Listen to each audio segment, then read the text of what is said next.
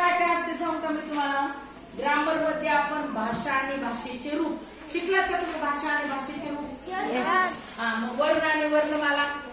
वर्ण म्हणजे काय. अ आ इ ई उ ऊ ए ऐ ओ औ अम आ आ ग ते ज्ञ. मग काही स्वर आहेत, काही व्यंजन आहेत, बरोबर आहे की नाही.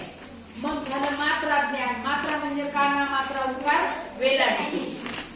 मग नाम, लिंग, वचन, सर्वनाम, विशेषण, क्रिया, अंक, दिवस आणि महिने, शब्द भंडार, कथालेखन, चित्रवर्णन, उजळणी आणि श्रवण कौशल्य. आता मी तुम्हाला काही प्रश्न विचारते, तुम्हाला आमचं ग्रामर झालंय, सरनं घेतलंय, बरोबर आहे की नाही.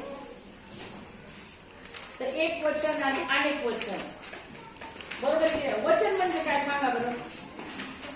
वचन म्हणजे काय. एखाद्या शब्दावरून वस्तू एक आहे किंवा अनेक आहे त्याचा आपल्याला बोध होतो, त्याला आपण एक वचन आणि अनेक वचन.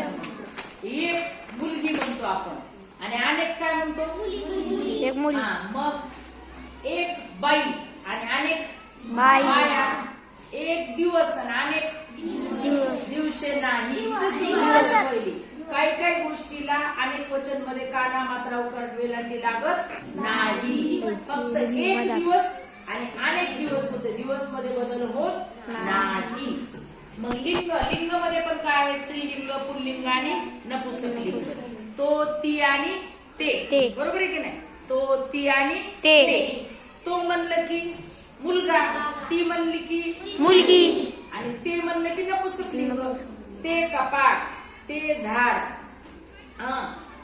ते व्यक्तिमत्व असं आपण म्हणतो. मग व्यक्तिमत्व म्हणून आपल्याला स्त्री जातीचा का पुरुष जातीचा बोध होत नाही. ते झाड, झाड स्त्रीलिंगी पुल्लिंगी काय आहे का. त्यावेळेस आपण ते बाळ, बाळाला आपण काय म्हणतो. बाळ असं म्हणतो का. मुलगी बाळ, मुलगा बाळ म्हणतो नाही. बाळ सामान्य नाम आहे. बाळ काय सामान्य नाम आहे. त्याच्यावरून आपल्याला मुलगी का मुलगा बोध होत नाही. आपण बाळाला बाळ म्हणतो कारण ते लहान असतं, बरोबर आहे की नाही. शाळा पण काय सामान्य ज्ञान आहे.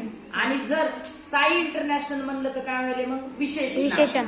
म्हणजे काही गोष्टीवरून आपल्याला विशेष नामाचा बोध होतो, काहीवरून सामान्य नामाचा होतो, काहीवरून आपल्याला एक वचनचा होतो, अनेक वचनचा होतो. म्हणजे व्याकरणामध्ये जसं आपल्याला शब्दांच्या जाती आपण त्या दिवशी शिकलो तसं आपल्याला लिंग, वचन या गोष्टी पण जरुरी आहेत. आणि याच्यामध्ये तुम्हाला अजून एक गोष्ट काळाची गरज आहे. काळ म्हणजे काय सांगा. वर्तमान काळ, भूतकाळ आणि भविष्यकाळ. आता काय आपण वर्गात आल्यावर सर तुमचं हे घेते प्रेझेंट. तुम्ही काय म्हणतात प्रेझेंट सर. प्रेझेंट म्हणजे मी वर्गात आता आहे, बरोबर आहे की नाही. आहे नसतं तर पण तुमच्या वरचं देतं का प्रेझेंटी. नाही. मी काल शाळेत आलो होतो किंवा मी उद्या गावाला जाणार आहे. उद्या जाणार आहे म्हणजे भविष्यकाळ. उद्या घडणारी घटना, परवा घडणारी, पुढच्या वर्षी घडणारी, बरोबर आहे की नाही. संध्याकाळी घडणारी या भविष्यकाळ आहे.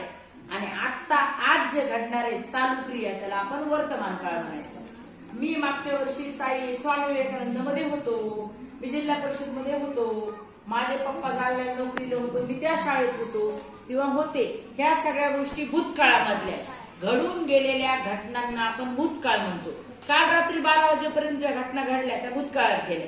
काल, परवा, तेरवा, मग मागच्या आठवड्यात, मग मागच्या महिन्यात, मग मागच्या वर्षी, मग 2005 ला, 1999 ला, माझ्या लहानपणी, माझे वडील लहान असताना, माझे आजोबा लहान असताना, आपण असं सांगतो की नाही जनरली. मग ह्या गोष्टी मागे घडून गेलेल्या घटनांना आपण भूतकाळ म्हणतो. चालू वार्षिक किंवा चालू महिना किंवा चालू दिवस आपण यांना वर्तमान काळ म्हणतो.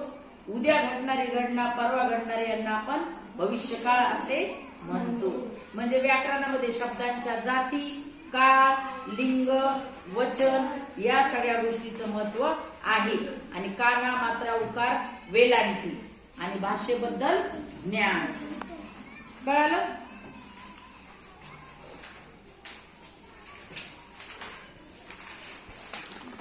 मिस कट करू.